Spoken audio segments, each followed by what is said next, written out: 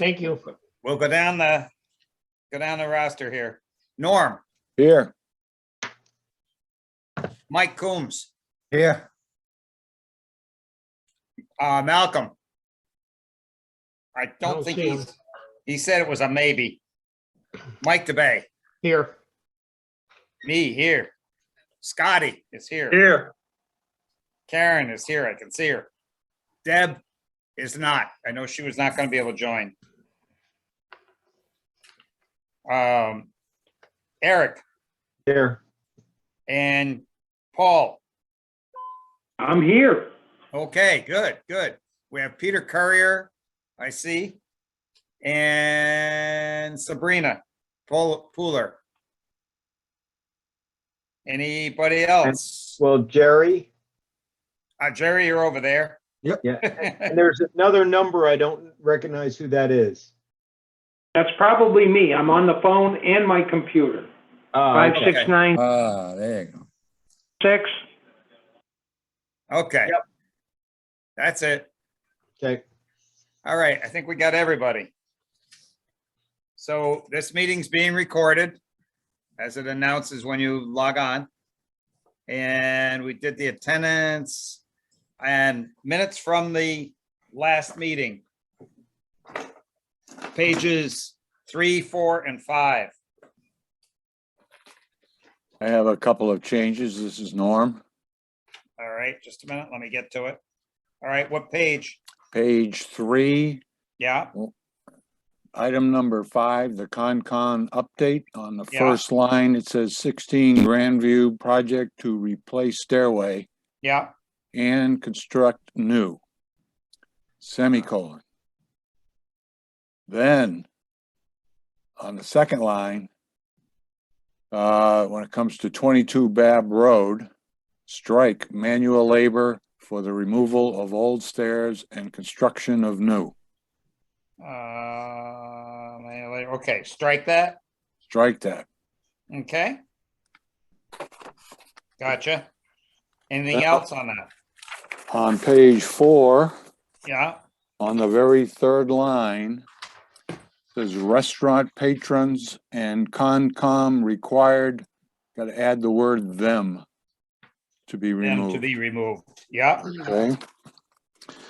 Then on page 5, when I get there, on item number 16, yeah, it says Norm has taken daily water samples off his dock / got to add /shore okay. up to 1/14/22. It wasn't just during the boating season. We went until ice was on the Oh. lake. All right. And you Okay? got open water again, so put Well, your not, boat back in. well, we got open water, but not at the shoreline. Oh, you don't want to walk out there? Huh. No, thanks. A lot of open water. Changing the time. Anything That- else? That's all I have. Dick, on the chart of who's present and who's not, you have Karen listed as a voting member. Hold on a minute. Yes. Yeah, Karen, you're no. Okay. Anything else? No? All right. I'll entertain a motion to accept as corrected. Dick, this is Mike DeBay. I'll make the motion to accept it as corrected. Normal second. Mike D, Norm second. All in favor? Aye. Aye. Opposed? Abstain? Unanimous? Let me run down. Okay, Norm, Aye. Mike Coombs, Aye. Mike DeBay, Aye. me, aye. Scotty, Aye. Deb's not here. Eric, Aye. Paul, Aye. okay. That is unanimous, affirmed. Okay, next, Concom update. Yes, 2 items. First of all, the lake closure protocols was reviewed and unanimously voted to approve what we were recommending. Excellent. Okay. Yeah, Now secondarily, I don't know if you want to take it now or later on the agenda, but there was discussion on the LPP form. You want to hold Let's that? take it when we do the LPP form. Okay, all right. Other than that, that's all of the only things that I think had interest to the lake. Okay, Well, no, there was one other. yeah, The town has asked for permission to put sand on South Beach. But nothing happened because they didn't have enough specification into their request. okay, so you need info, yeah, Yep, okay. okay, So that's Concom. all right. Good. All right. Oh, one thing I didn't do, I skipped over was public comment. Was there anything, we have Sabrina and Peter? Or just gonna see how things go? Nothing for me. See how No? things go. Okay, let's continue on. Just let me make a note. Comment, none, all right. All right, so the next thing, 141 Congamon Road. And that starts with page 8. Well, 7 is the public hearing. It was a public hearing in the planning board. And that's the agenda item that you can see on there. Somebody else join us? Or we leave? Oh, somebody else, Andrew. Andrew. Let me just note that, Andrew. Just get the list here. Bear with me just a minute here. Andrew. Peter. And Sabrina. All right, I got it. So let's continue on. So 141, John Goddard presented our letter, which is pages 8 and 9. Actually, it continues on because it included, our letter included all the way through 10, 11, 12, 13, 14, and then 15 stands alone. So Mike DeBay did a lot of work on pages 12 and 13 with regard to overcrowding of Congamon. Mike, maybe you want to quick summarize that, and then I'll back up and fill in where we stand. Okay, what I did was last meeting, I committed to going to do some research to make sure we had some data to support the issue we had with the number of boats on the lake. And I went in and looked up under different organizations and different lakes. And basically, all of them that had any kind of surveys done, either by the Army Corps of Engineers or private corporations or universities, all circled back to the same basic things. And they looked at the lake, they looked at the number of boats on it, and then they started coming up with an average for a number of acres per lake that you need to kind of put yourself at an ideal situation and not be overcrowded. And they typically come out somewhere around 10 acres per lake. Per boat. Per boat, rather. And with our 400 acres, of which probably 150 aren't usable. So we're really somewhere around 300 usable acres on the lake, because they all took out areas that were buoyed, that were channels, that were marked as shallow areas, or that were near marinas or underpasses or anything like that. So anyways, we come up with boats per acre, and we don't come up with acres per boat, which is a significant difference in them. Yeah. So anyways, I wrote it all up, and conclusion is, okay, we got an overcrowding situation now. We don't want to make it worse by adding more marinas. And that's where we stood on it. And so that's what I provided to Dick, so he could use it as he felt was necessary. And obviously to try to sway the planning board. Yeah. Since then, I did get some information from Doug Cameron, stuff you sent me, Dick. Yes. One of the 2 articles that he sent was one I already used, and the other one had the same information, but it was from another place.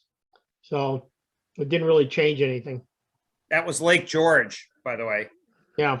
And it was the same conclusion. What I did find is they don't really, they look at different size lakes, big and small. It doesn't really make a difference. obviously big lakes give you more volume, so you can absorb more boats in it. But it still comes down to you need so many basic acres to use versus the number of boats you have on the lake. So if it's a small lake, you just need less boats. Because obviously Lake George is huge compared to Congamon. Yeah. Absolutely. And I noticed that one of the articles that you had dug up and passed around, even dissects it further by, what is the typical activity of the boat, because some activities don't require as much space because the boat's just sitting in one place, not Right. moving around. But even there, even if all of the boats were just sitting in one place, we still would have too many. Yeah. You Yeah, know, when and they're Dick and I, not sitting in one place. yeah, when Dick and I did it, we kind of eliminated all the fishing, the kayaking, the canoeing, and we just took all of those boats out of the picture and just said, how many power boats do we have versus acres? Because power boats is where it becomes critical. You can absorb a lot of canoes and kayaks Yeah. Yeah, in a lake. okay. And also on the one I sent back to Dick, I had all of the And they tend to be around email the edges. addresses to the articles I used. So if anybody wants them, Yeah. they can have them. No, that Yeah. was excellent. Thank you. Norm has a question for you, Mike. Sure. You said 10 acres per boat is the standard density of safety. We have 300 usable acres. Does that mean that we should only have 30 power boats on the lake? Yep. And we got That's the conclusion 600? that's the conclusion they would have come to. Yeah, that anything over that, you're in a crowded situation. And we Right. got, Now, and we got about 600. Now there were, well, two Something like things. that, yeah. There were some studies that maybe said 4 or 5 acres per boat was okay. Okay. Okay, Yeah. still a factor of 2. And the 600, of course, is if all of the boats were out at the same moment. Correct. Of course, they're not, so you need to do some ratioing. Right. But even, so let's say that you say, no, we'll do 5 acres per boat and not 10. All right, well, now that's 60 boats, 60 boats. not 600. Okay. But let's say you say, all right, well, look, On not the all water at a are given out at time. once. And that's true. Not all 600 are out at once. And of course, we do have the launch that brings in, say, 50. And the 50 the launch brings in are out. So if 1 in 6, if it were And they're all power 1 boats. in 6 out, that would be 100, which would already be too much. And now you add 50. Now you're at 150. You're at more or less 3 times the safe density, even when you squeeze it and say you could do 4 or 5 acres per boat instead of 10. Good point, Eric. And just so everybody knows, these studies that were done, a lot of them were done by like the Army Corps of Engineers. They did flyovers and took pictures and did boat counts, and they had teams and they worked years on some of them to get their actual numbers. And that's how they did that. And they took areas of the lake and said, this is just fishing and this is just water skiing and stuff like that. And it does make a difference. We were just so far off the norm that I said to myself, there's no point in doing this. We could spend a year or 2 doing this study. So I used what we had for data, and it's way over the number. So, I mean, we could go back and do it if we wanted to, but I mean, that would take us some time and we'd have to spend some money doing it. Yeah, no, I mean, we're, like you say, we're not even close. Right. Even if you try and stretch all kinds of things like I did there, you still wind up at you go as favorable as you want to go, stretch every number you could find as far as, to the point that it's almost been reasonable, and you're still at 3 times the density. Correct. So it's not like, oh yeah, we're off by 10%. Right. Keep one thing in mind, Scotty here, keep one thing in mind. Many of the lakes, whether it be Connecticut, especially that I know, some down like in East Hampton and different areas are in the same boat. Correct. In the same boat. Yeah. Agreed. But I think the purpose of the exercise in this case was to just look and say, hey, would it be okay to add a marina that adds, you know, that puts another 40 boats, whatever, into the lake. And I think the conclusion is, 60, yeah. yeah, 40, Right. 60. Well, your point's well taken. Perspective. Yeah, I think everybody's go- point is well taken, and Mike, thanks for doing all that work. More than welcome. I think it just kind of shows that, Yeah, that no matter how you want to stretch the numbers, we definitely do not need we have a problem. a bunch more boats. You know, and I think the concern, at least the concern I have, and my guess is the other members of this committee, is that as you know, as that density continues to go up, our probability of accidents goes Goes up, up. and those accidents, you know, can be very serious, like life-threatening type serious. Yeah. You know, that's Also, if you look at page 14, I included the what do you call it, Google Earth map, and I superimposed. That was a particular time when Krabby Joe's dock, one of his docks were assembled the way you're looking at it. So there's one dock out there with the, as shown, and it was only used for restaurant patrons. But if you look, what I also put on there, that kind of vortex shape that's to the north of the dock, between, in other words, between the dock and the culvert, is showing that those docks are a navigation hazard in and out of that culvert, because it's already, you got to sit and wait to go through. And if you put the rest of them in there, I just put the one because it's the leading edge. But if you do that, you say, now we've added to the problem of trying to get safely between South and Middle Ponds. Dick, it's also very shallow in that area. Right, right. So anyway, then the Randy Brown, page 15, DPW director, summarized everything from the DPW perspective. And they have some major problems with parking. The way the plan was made up, they were occupying, and you can read it, the number of spaces, but there's about more than let's see, I get the number right. It's in that email from Randy. So there's 25 spaces are located within the right of way, which cannot be. And it also, they can't be within 15 feet of the right of way. So that takes the number that they had projected down by 25 spaces, and yet they still want to have a marina, which require more dedicated spaces. So it's a major parking problem that has not yet been resolved. So they're going back as a result of the planning board hearing. They're going back to the drawing board on the design. I don't know what that means yet. John Goddard did not have details on what Levesque and company are going to do, but they are going back to the drawing board. Yeah, So, just, I don't get, where would you put the cars? right.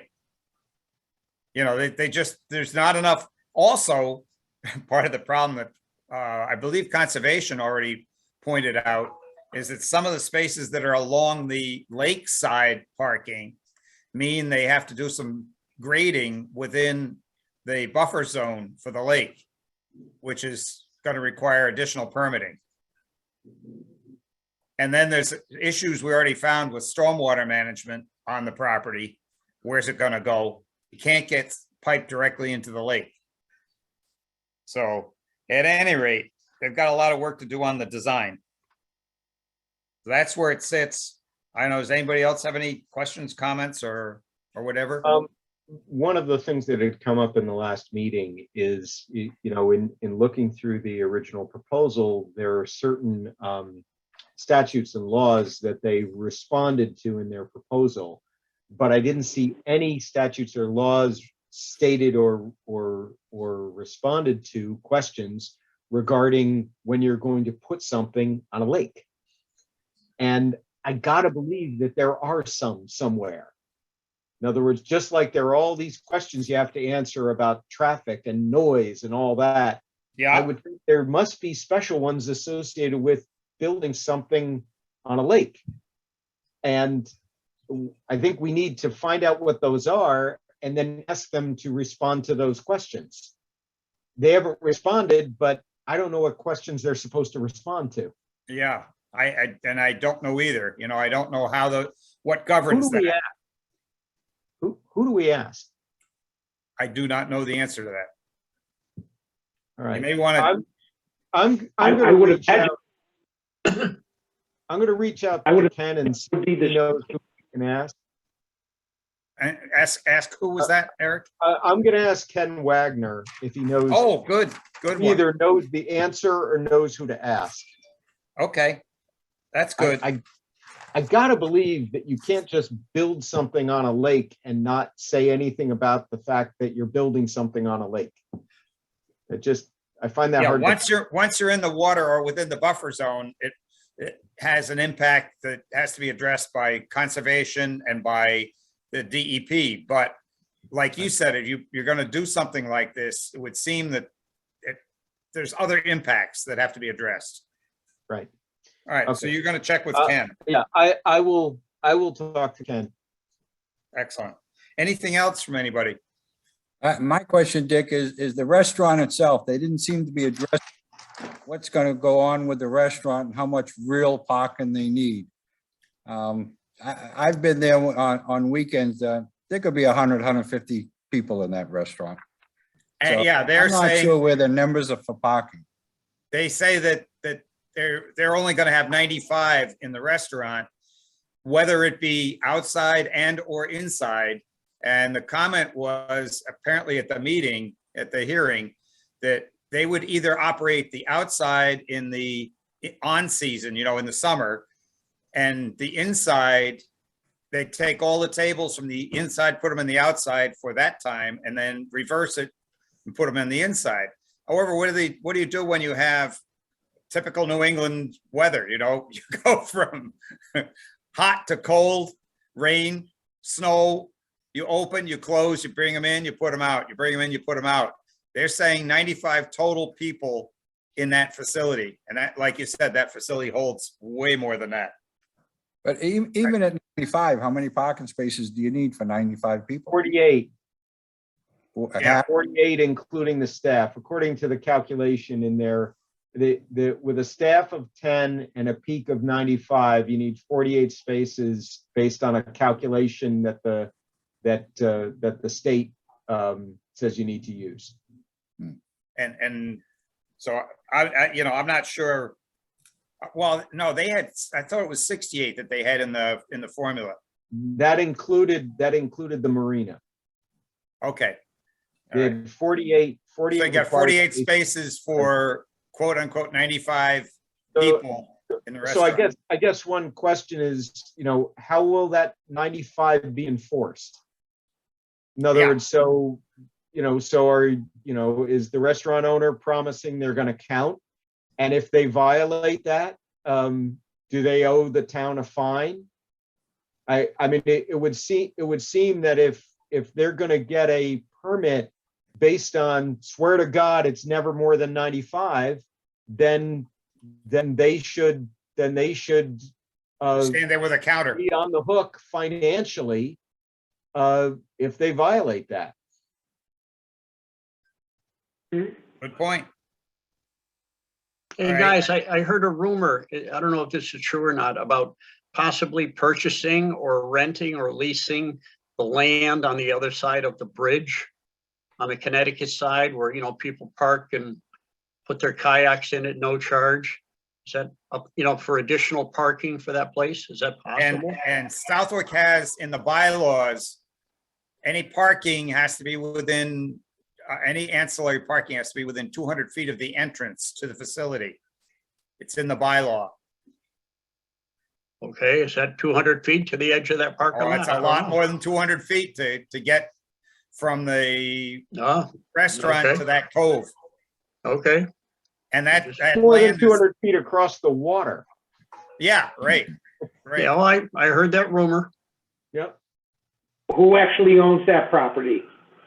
Well, it's a combination. There's part of it is private and part of it's state. But in any Depends on case, where you are in it. in any case, it's all more than 200 feet away. God, yeah. Okay. So that does not make it ancillary parking. No. So I will, do you want me to follow up and continue to summarize what we had tonight? And update the letter, have a second letter that goes to the planning board summarizing what we did tonight. I would say yes. Yeah, sure. Okay, we need a motion then. I'll make the motion. That's Paul, okay. And a second? Anybody? Normal second. Norm? All in favor? Aye. Aye. Opposed? Abstain? Unanimous. Okay, I'll run down the roster. Norm, Aye. Mike Coombs, Aye. Mike DeBay, Aye. me, aye. Scotty, Aye. Eric, Aye. Paul. Aye. Okay, confirmed. Okay, so next we have the SPD Southwick Police Department Boat and Boathouse, pages 16 to 18. So as you can see, Sergeant Fisk has spent a lot of time on this. And they're getting really serious about getting this thing going and trying to get it for this season. They're looking for available grant monies that they can get going on it right away. But the most important thing is this drawing is what the Office of Fishing and Boating Access needs a footprint. They don't need a drawing detailing the building. What they need to know is X feet by Y feet of area. So when I look at this drawing and then looked at, okay, how do you build it and what's going to be next to it and so on, it's roughly 35 feet from the edge of pavement to the water. So 35 feet is one dimension. The other dimension is the width that is needed. And Doug said to make sure you ask for sufficient for anything you're going to do down there with that. And one of the thoughts that I had, they do need a walkway into it. And it would be nice to be able to store our buoys right there. You know, instead of them being trucked around or, you know, hanging around loose, they could be stored in a fenced-in area. And we could ask for that. Any thoughts on that? That's a good idea. Sounds great. Okay, so I'm working with PD on it. We don't need a motion on that, but so any objections to putting the buoys down there? No. Oh, Okay, Be a big help. yeah, and it'd be a safer place to, you know, to store them Yeah. for the winter. Hey, Dick, I got a question. Was the Yeah. original intent to have some type of a trailer device that would go up and down with the boat on it It's into the lake? actually shown on it. It's on page 18. Okay, the only here again, I don't have it in front of me. I haven't seen it, but because you know I had an email problem there.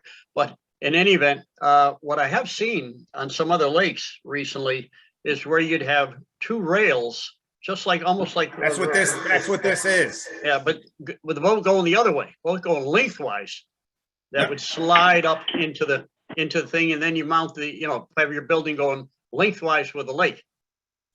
Yeah, they commercially available are, it's almost like a platform that you pull your boat up onto, and you've got rails going down into the water over concrete pads, and I can get the concrete pads from the state. Right.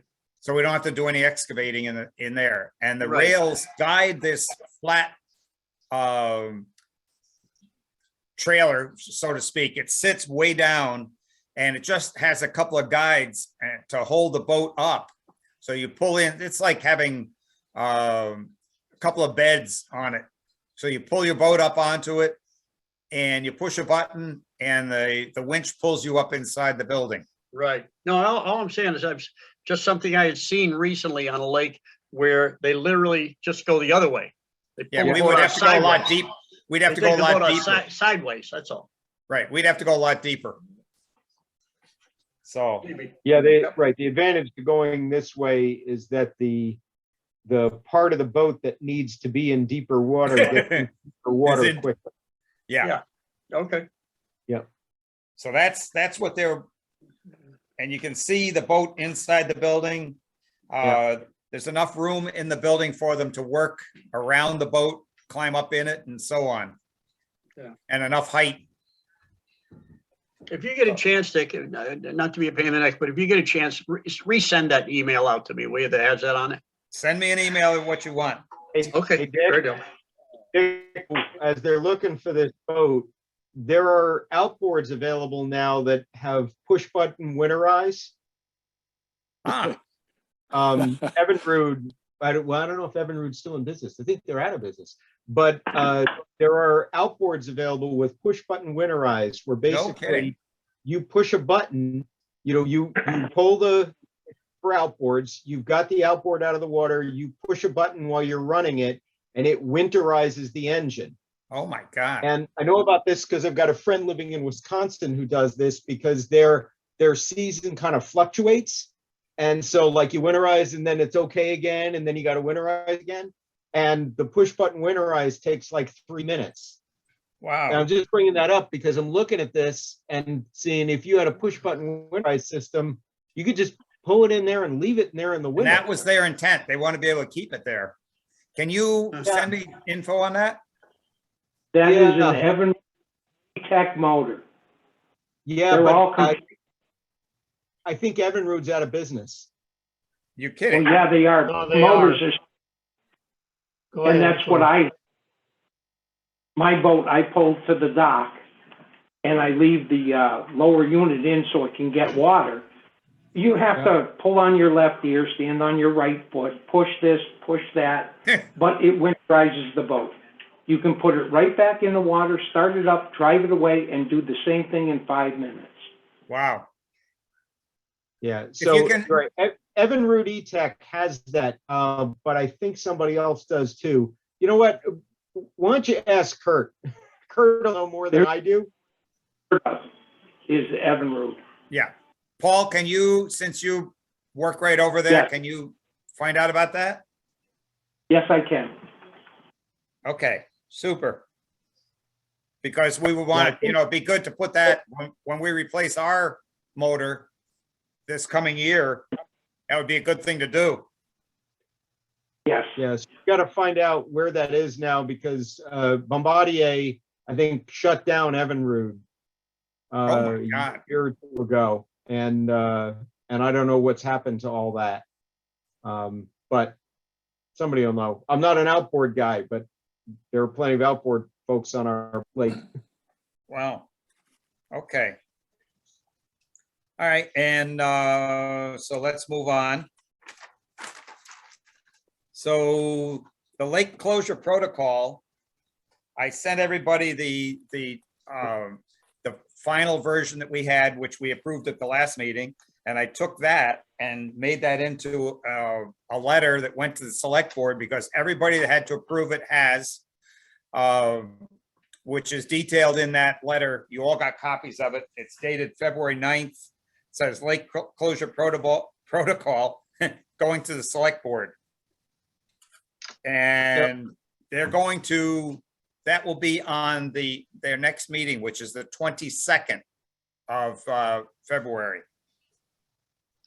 So I will be at that to present it. Hey, Dick, So, and has there been any communication with Suffield on upping the $2,200? we'll get down to that. Oh, okay, you got that on there? Okay. Yes, there has, but I don't have any information on it, but there has been okay. communication. So the next thing is the Weir Gates. And that starts on page 21. We had a bid opening we got one bid. And the reason we got one bid is that the second one that was going to send it, somebody fell asleep at the switch. It was supposed to come out of Texas, out of their Texas facility. And that's kind of like where all the bid information comes from, even though they're made in Orange, Mass. And Texas didn't get it out in time. They said, well, can we email it? Cannot do that. It has to be, it's very explicit. It's a sealed bid. It can't be something that can be opened and viewed and then say, oh, honestly, I didn't look, you know? So Right. Nothing came from, that was Rodney Hunt. So the one that did send the bid is a very favorable bid. And that was Golden Harvest. They're out of state of Washington, Burlington, Washington. And you've got copies of the numbers. Basically, $60,000 plus shipping and a person to come out at $2,500 a day during installation. So, you know, maybe we're at under 70 plus installation. So we're under 90, which is really great. Very, very favorable. I'm doing due diligence right now, and I just have to finish a few things. I've spent a lot of time on that effort, but what we need so that I can again present this to the select board at that same meeting on the 22nd is we need a motion here that to recommend that we accept the bid once the due diligence is complete. In other words, I'm just verifying their viability. They do about almost $11 million a year in business. They've been in business for, I think it was 30 something years. And they make not just Weir Gates, a lot of things to do with water, a lot of for water pollution controls, you know, for sewage treatment plants. So they've got a lot of other equipment that they build. Used to doing a lot of stuff out of stainless steel. So that's not a problem. These will be stainless steel. Mike DeBay and I both were with them when they came out to take more pictures and measurements. And we discussed whether we really, really need motor drivers for them. And I think Mike and you convinced me that we do not need, you know, we're not going to be moving this thing up and down, up and down, up and down. So it's really, if we have some serious rainfall, we got to go up and crank the top ones up. And if the idea is we could do it much like you're currently doing on the other two, and with an electric drill, battery operated drill. And they actually make one for that, by the way. I've learned that today. So does anybody see any reason why we have to have permanently mounted motors? I don't, Dick, and stop and think about it. 99% of the time, you're gonna leave the gate high anyways. Right. You're only trying to prevent water from the other side of Berkshire coming into the lake. It's Yep. not going out anyways. Yeah. You And know, until they dredge, Yeah. it's going to stay that way. Yeah, How about a locking mechanism? Because, That's built in. That was required. okay, that's gonna be a big deal there. Oh, yeah. And they also, I did speak with the Rodney Hunt people, and they can retrofit, it'll be a retrofit kit for the other ones with locking mechanisms. Can we do with that, with the money that we're saving? Yes, we can. 70? Yes. So at any rate, Do we need a motion that? Because let's do it. so I need a motion to recommend that we accept the bid once the due diligence is complete. I'll make Somebody. that motion. I've reviewed it multiple times with you, Dick, and I've given you everything in writing that I had to say. Yep. I'll second. Scotty So will second. Mike D is the motion. Scott seconds it. Scotty second. Scotty? Yep. All in favor? Aye. Opposed? Abstain? Unanimous? I'll go down the list. Norm, Aye. Mike Coombs, Aye. Mike DeBay, Aye. me, aye, Scotty, Yes, Eric, Aye. and Paul. Aye. Unanimous, confirmed. Okay, moving on. The next one, and the drive motors, we just agree, or do we want to do a quick vote that we don't want drive motors? If you You need don't them, need 'em. let's do it. No Right. motor. No motors, just do it. Anybody object to that? nope, Okay, Oh, so we save some money there. All right. And we save having to run power to them, which is, Yeah. you know, Yeah. another problem. Okay, so next thing is page 32 is submarine boats. I happen to see, this was a commercial, not a commercial, it was on either, Let's Make a Deal, I think it was. I saw that. And a person won a submarine boat and was overjoyed, in theory. Yeah. $85,000 toy, 85,000. Yeah, but you can I just put a also. deposit on one of them. You know, I'm a daredevil, but I wouldn't go in that thing.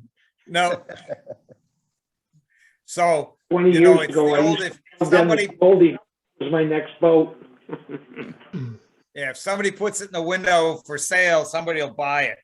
So we should really think about this.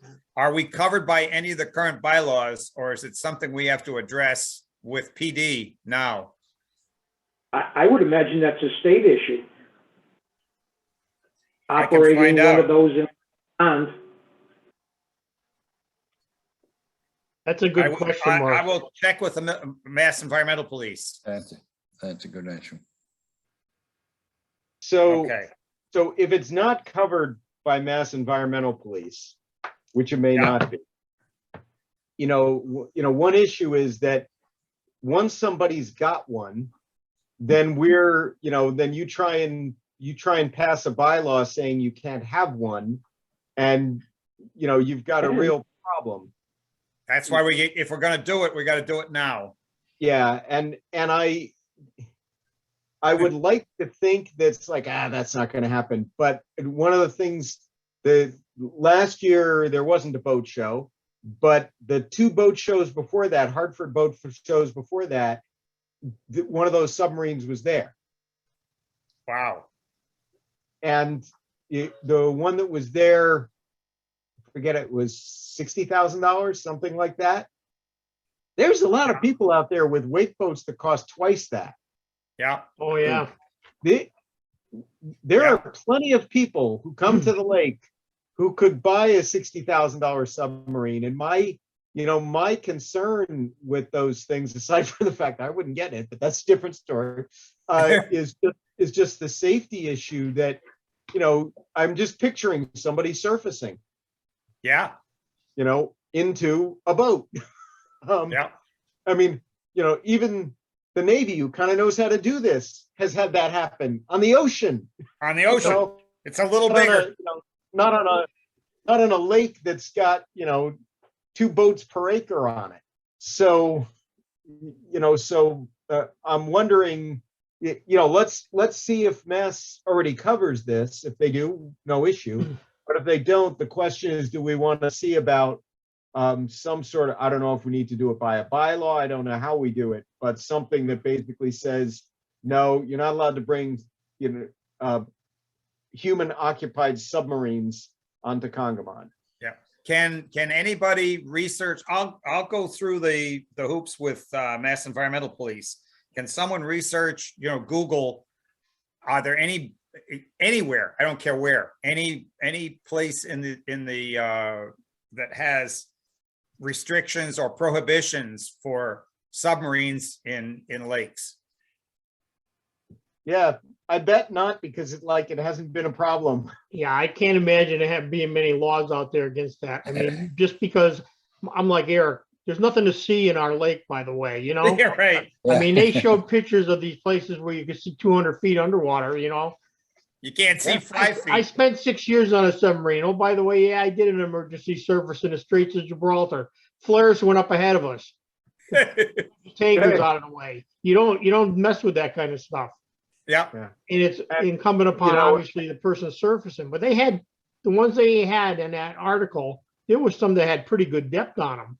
Yeah. For the price, they were very cheap for the depth that they could go. Yep. Well, and the one that kind of looks like a shark where I like that one. to jump out of the water, that's the thing that was at the boat show. That's what we'd see. 50 miles an hour on the surface that they had. That's what they Yeah. claim. Yep. So Yeah. it would be good to if somebody wants to do some look-see on Google. Laws on submarines. On lakes. And I'll I'll give take it a the, shot, Dick, but I don't know how much right, time. and I'll I'm take gonna the spend. I'll thing to give it go a to shot Mass for you. Environmental Police. Yeah. Laws on submarines. Yeah. Emergency blow. I think it was a two-seater, if I remember. Well, they right. also there's also YouTube videos on how to make your own, which is lovely. Well, 3 of the ones they had there still had a component of it still on the surface. You were Yeah. sitting Yeah. underwater. Those would be basically safe because it's Right. like a pontoon floating around. Yeah, up there. it's like a glass bottom boat. Right. Right. That's not really a submarine. It's the that's just shark a- one that gets your attention. Yeah, right, Yeah. right. Yeah. You If just see anybody that hasn't thing. seen it, you got to look at that video. I don't know who sent it out, Dick.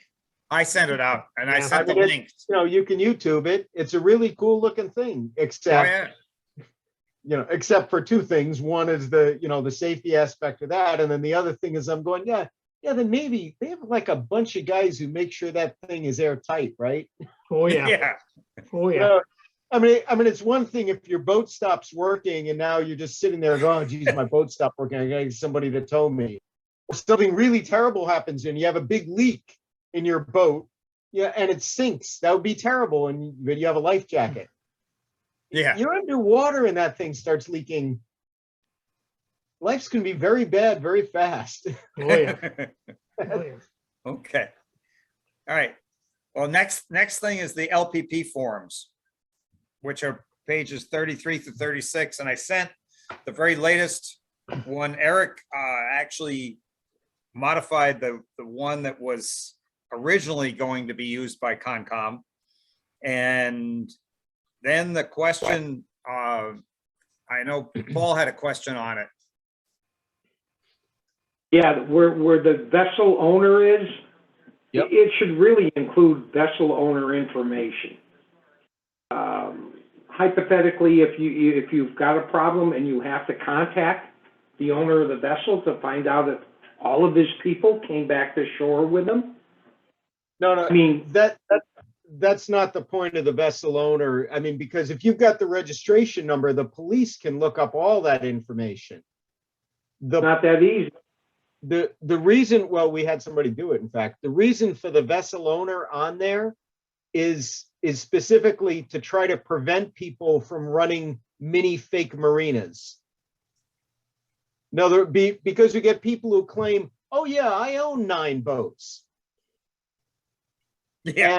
And so the idea here is you got a registration number and the vessel owner. Well, the way that system works is it's different than the DMV that the police would use. Yeah. You can call in a plate number and they'll plug it into the computer. They'll give you the driver history, year, make, and model. They'll tell you a lot of things that you'd be surprised about, but not on a boat. The police can put that number into their system and they're not going to get any info on it. They're going to have to go. That's not the case. A couple of years ago, we had one that we wanted checked into, and the chief was able to, with that registration number, know who it was registered to. And They have what to the go- boat was. They You have probably to go to through Mass the, Environmental Police. they Yeah. can't get that through the computer. Well, he did it with a phone call. Yeah, he probably went to Well- MEP. They had to.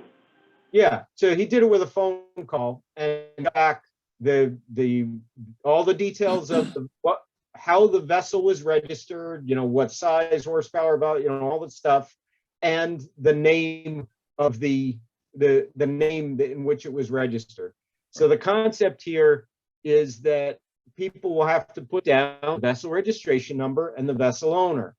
So then if we start seeing somebody who's registering 8 boats, and you go, hey, wait a second, you're not supposed to be running a marina, and they go, well, those are all my boats. You go, really? Well, the vessel owners are not you. Who are those people? So do we want the name and address? That's Name and exactly address? my, who are those people? I think the issue, once you start putting the address, is you're going to generate the confusion that there are Connecticut and Massachusetts registered boats that can be on Congamon without having to be registered in the state of Massachusetts. All right, I think we need to bring in what happened at the Conservation Commission meeting before we go too much further here. Okay, Okay. go ahead. Good. Okay, because they approved this form as is, Okay. okay? And their next meeting is not until May 7th. Wow. The plan right now is to send out all the forms the week of President's Week, the 21st. Wow. Okay. And there's an issue. Jean is so backed up and so busy with all of her different duties, is she saying she cannot, if a request comes in for a boat sticker and the vessel owner and vessel registration are not there, she does not have the time To chase them. to chase them down. Yeah. Okay. Mhm. We discussed the possibility that perhaps LMC could assist in chasing that down. And that creates a couple of issues. Number one, we don't have any authority. We are an advisory board. Yeah. You know, they even talked about turning this whole thing over to us. And again, I said, well, we're advisory board. I don't think we could legally do that, although we would love to do that. Yeah. And I just want to highlight that during my inspections of putting that database together last summer, that it was most difficult to find the registration on boats if they have covers on them. Yeah. Most of the covers cover the registration number. Yeah. Yep. Mm-hmm. So going out and doing a dock by dock investigation for vessel registration numbers is not that easy. Agreed. Okay. And Jerry, you were there. Maybe you got some more insight on this. Well, that's about it in a nutshell. We were talking about how Swamp Genie is and that Oh, yeah. her inability to chase things down. But we were thinking perhaps if we could get, I don't know, a subcommittee or something, or just some people that are interested in helping out to help with this a little bit, and that might ease some of the work, you know. Yeah. But we did kind of talk about it, and I know I've been out on a few of these things, and they, like Norm says, they're pretty hard to nail down sometimes, even the docks. Yeah. So it's What's our position? Do we want to leave it alone then for this year? Let it go the way it was approved by Concom? I guess, you know, you're going to have as much information as you can on these forms, you know, that Well, one idea I've had since the Concom meeting, which was last Monday, was if Jeannie sent us a copy of every one of these that she issued a sticker for that doesn't have the vehicle vessel registration and vessel owner, perhaps we can send a letter to the owner or to the property owner. right. Ask them to please fill this out. You know, on behalf of the Concom, we could even do it that way. You know, Yeah. you know, Right. we work together. So, Yeah, but yeah, I think she could handle the basic ones that go through without any trouble. But if she has trouble, she just doesn't have the time to She's chase it down. swamped. She really Yeah. is. Yeah. I'd Can be they willing. really issue a permit for a dock if you don't list the required information? I'm sorry, I didn't catch the first part. can they actually issue a dock permit for a dock that doesn't provide the required information? She's Well- bouncing those back. Yeah, By the way. she's trying to get as much, well, she posed that question, what do I do if I get one of these things filled out and they didn't fill anything in? They just gave us the $10 or whatever, what do I do? And that's where the problem lies. Somebody needs to chase it down and say, look, it came from you and we need some information. With the thinking that you're not gonna get a sticker unless you fill it out. Right. Right. And I, I'm not sure how easy that would be to enforce or even get them to comply, so. Well, I guess if you don't return a sticker, in other words, Yeah. you get the form and they don't have the vessel registration number, they don't have the owner. Right. And so let's say they've checked off the dock and that's fine. And then they've got 2 vessels, but they didn't fill in the owners or whatever. She goes and mails back maybe she doesn't mail anything back. Either she mails back the dock sticker and that's it and hands it over to us, or she doesn't mail anything back and hands it over to us. And then we say, hey, you have to finish filling out the form and you're not getting stickers until you got the form filled out. Or you go to their door with the 2 stickers and say, would you like these? Please fill in this blank. You can do it that way. Oh, we got your check. We got your check. We don't want to return your check. Here's your stickers. Could you help us fill this in? We could do something like that. Right. we don't have to enforce it. No, kind of none of us do. It's one of those things like, what do you do? It was posed. What do you do if they just don't want to fill it in? Well, the obvious thing is don't give them a sticker and send their check back. Right. You don't give them a sticker, right? Yeah. You just don't give them a sticker. And then enforcement It's is PD. the enforcement part is you don't have a sticker. And that's police could enforce the lack of stickers. That's another thing we Oh. talked about, who enforces all this stuff. And, there's a certain amount with the police and a certain amount with us. So we go on our little patrols and whatnot. Yeah. It's not easy to do. No, it's not.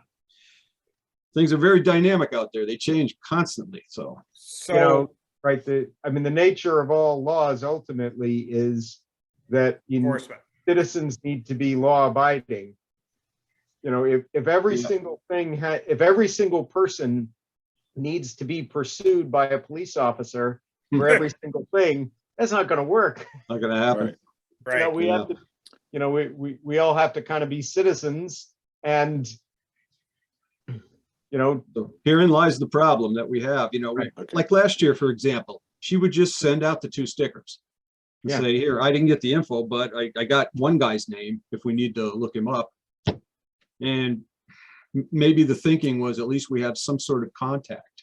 We don't have a perfect database, but we have some way of contacting them, Yeah. How about if we consider doing this, telling the Conservation Commission that our recommendation is that stickers don't get sent out to those sheets that are voided of vessel registration number and vessel owner. But Gene sends that to a subcommittee of both, and maybe that's Jerry and Norm. maybe. Yeah. We send a letter and try to get it filled out within 30 days or something like that in Yeah. time for the season. I mean, that's a possibility. We'll probably be getting most of them, Norm. Well, so. So be it, right? Norm, I like the idea. I just have a question about scale. Did she give you an idea of what percentage come in incomplete? I'm sure we could look at her files, but I don't think it's that bad, actually. Yeah, I mean- because like Dick said, the law abiding people fill them out, completely. Right. And then there's If- guys if that are it's vague. 20 They go, yeah, I got 2 boats here. Here's my If $20 it's bucks. 20, if it's 15 or 20, yeah, you can just do it. If it's 100, it's gonna be a little Oh, right. different. Right. Well, I'll And tell then you you though, drive, if you- then you drive you by go- the guy's house and you see 6 boats there. What do you do? Yeah, Well, and anybody and Norm and Mike and anybody, if you do the boat count, there isn't 12 stickers on South Pond on docks. No. They're just not on the docks. There's Nope. no stickers on the boats. yeah. say Yeah. I got them, but Norm, you've done it. How many Yep. stickers do you see? Not many. Not Not many. many. That's true. So it's like, why get one? No one does anything. So Yeah. A That's lot of people probably aren't a problem. taking it too seriously, so it's one of those Yeah. things. But I that think word would get around if the police issued some tickets, Possibly, which they can that's do. not gonna happen. yeah. One of the things that that has worked this year, Gene sent me, and you've got copies of them. There are docks on Lily Drive. There are 4 docks on Lily Drive. They are actually associated with properties that are waterfront properties that happen to abut Lily Drive before you put your feet in the lake. Yeah. They've been there for decades. Yeah. The same is true with the old towpath. There, the towpath runs in front of homes. So in the past, those have been issued. And, to me, I don't think we'd want to rock that boat. I think that as long as it isn't somebody that's up the street, that's not on the waterfront, that all of a sudden plunks the dock down on Lily Drive and he Right. lives over on Point Grove Road Right. and says, well, I just want to put one down there because there wasn't one there. Exactly. It was. That's different Yeah. to I me think- than somebody that owns waterfront property that has 30 feet of roadway, Mhm. paper road between them and the water. I think probably the thinking was we were happy to get the income from the dock stickers to put into the kitty. And we didn't really evaluate, how far do you want to take the enforcement of this thing? Just take what you get and you use that. That's Yeah. kind of been the thinking so far without having to go into too much detail. So you have to ask yourself, like, to what end do you want? It'd be nice to have all this information, but what if you don't get it? Will you still accept a guy paying $10 for a sticker and putting it into the kitty? That's part of what the thinking was, I think. Well, I But think I agree there's- I with, think there's two- needing. There's sorry, go two ahead. parts here is what do we do about, because there's quite a few of them, like Lily Drive, for instance. Dick, this is Mike DeBay. I have a question for you. Yeah. I'm not against not rocking the boat or anything on it, but I thought that was already decided some years ago, where if they were putting it right in front of their property or something, it was okay. Yes, And I thought and that she came up just is during. asking, Jean is asking again. So Oh, I okay. think the answer is Just stick yes, with- it's okay. That's not written down anywhere? We replied in emails to them Okay. about it. So that's where it's written down. Okay. Yeah. So I can reply in an email to her and just say, yes, issue them. No, I was just And asking there is- because, once you make a decision and you got it one unwritten down, it seems to me you should stick with it unless there's a real change of what's going on. But Right. I just, I wasn't here when that was done, so I don't know.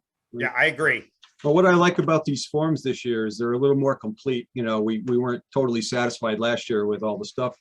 And at least we have that information, and hopefully Yeah. that gets filled out. Well, we got a boat lift on this one, and we got a float over here, and at least it may be more of a complete list. Yeah, Maybe try it out for a year and see what happens, and see how many people fill it out and how many I don't. think so. I think so. You know, Let's you not rock could- the boat. You could start that way, and if you want Norm and I to go out and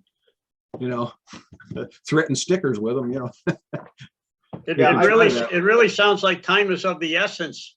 To redo everything at this point would drag everything out further. Yeah, Yeah, I think I it's too late.